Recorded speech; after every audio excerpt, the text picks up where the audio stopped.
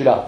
Bien, alors le tableau de Mendeleïev simplifié, il comprend 1, 2, 3 colonnes, 3 lignes, pardon, et 1, 2, 3, 4, 5, 6, 7, 8, 8 colonnes. Comment est-ce qu'il est fabriqué?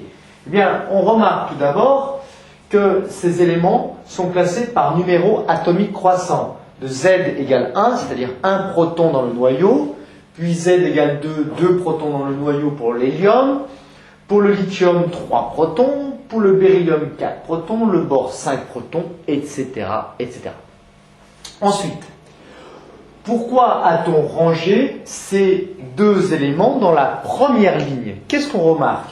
Si on fait la structure électronique de cet atome d'hydrogène, il a un proton, donc un seul électron. Ce qui fait pour sa structure électronique K1, un électron sur la couche K.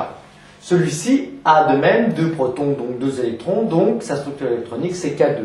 Donc les éléments de la première ligne, ou on appelle ça aussi première période, ont une seule couche d'électrons, c'est la couche K.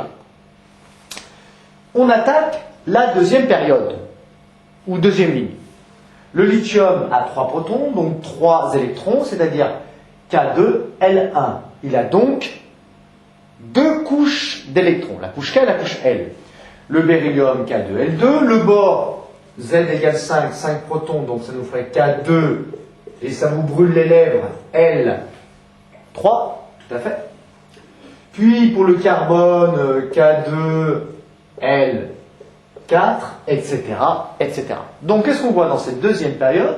On voit que l'on a attaqué une nouvelle couche d'électrons, c'est la couche L. À la fin, pour le néon, K2, L8, dernière couche saturée à 8 électrons.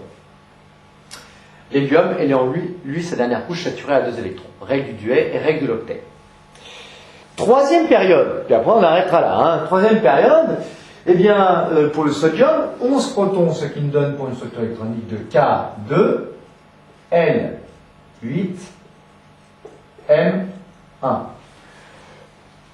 On attaque la couche M jusqu'à l'argon, l'argon qui a lui 18 protons donc 18 électrons, donc K2, L8,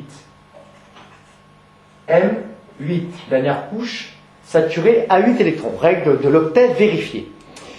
Bien, pourquoi Mendeleïev a classé maintenant ces éléments chimiques de cette façon? Eh bien, regardons les éléments d'une même colonne maintenant. Les éléments d'une même période, on a compris qu'ils avaient le même nombre de couches électroniques. Les éléments d'une même colonne, qu'est-ce qu'ils ont? Eh bien, celui-ci a un électron sur sa dernière couche, celui-ci a un électron sur sa dernière couche, et celui-ci a un électron sur sa dernière couche. Donc les éléments d'une même colonne ont même nombre d'électrons sur leur dernière couche. Ils ont donc même propriété chimique. Pourquoi? Parce que la propriété chimique, elle, dépend de quoi? Eh bien, du nombre d'électrons sur la dernière couche. De la même façon, le beryllium, il a 2 électrons sur la dernière couche. Le magnésium, il a donc K2, L8, M2, 2 électrons sur la dernière couche. Voilà pourquoi Mendeleïev a classé ces éléments en colonnes et il les a classés par propriété chimique voisine. Il ne connaissait pas évidemment la structure électronique à l'époque, mais il s'est dit, je vais classer dans une même colonne les éléments ayant même propriété chimique. Et en fait, pourquoi ils ont même propriété chimique? Parce qu'ils ont le même nombre d'électrons sur la dernière couche.